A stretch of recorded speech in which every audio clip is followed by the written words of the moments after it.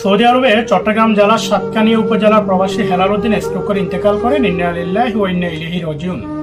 প্রিয় দর্শক, স্ক্রিনে যে মানুষটা ছবি দেখতেছেন ওনার নাম হচ্ছে হেলাল উদ্দিন। তিনি একজন সৌদি আরব প্রবাসী। মানুষটা নাকি সৌদি আরবে এসেছে মাত্র অল্প কিছুদিন হয়েছে। তিনি মক্কাতে থাকতেন। গতকাল রাতে হঠাৎ তিনি রাত 1টার দিকে স্ট্রোক করেন। স্ট্রোক করার পর তার যারা রুমমেট ছিল তারা তাকে ধরে তাড়াতাড়ি মক্কা কিং আবদুল্লাহ হাসপাতালে নিয়ে যায়। সেখানে নিয়ে যাওয়ার পরে সেখানে কর্তব্যরত চিকিৎসক তাকে মৃত ঘোষণা করে। তিনি মারা যান। বর্তমানে তার মরদেহ মেডিকেলের মর্গে পড়ে আসছে। তার দেশের বাড়ি হচ্ছে চট্টগ্রাম জেলার সাতকানিয়া উপজেলা সোনাকানিয়া 9 নম্বর ওয়ার্ড গারেঙ্গিয়া আলুগড় রোডের বাসিন্দা মোহাম্মদ আব্দুল হামিদের ছেলে হেলাল উদ্দিন। তিনি নাকি দেশে থাকা অবস্থায় লোহাগাড়া জুমা মসজিদের সামনে আল মজিদিয়া লাইব্রেরি নাকি তিনি পরিচালনা করতেন। তিনি বেশ একজন নাম করে ব্যবসায়ী ছিলেন, ওই এলাকা বেশ পরিচিত ছিল।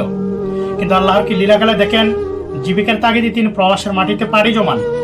এখানে আসার পরে তিনি স্ট্রোক করে মারা যান। যারা আমার ভিডিও দেখতেছেন প্রিয় দর্শক, সকল প্রবাসীদের জন্য দোয়া করবেন। সবাই ভিডিওটি শেয়ার করে দিবেন। আসসালামু আলাইকুম।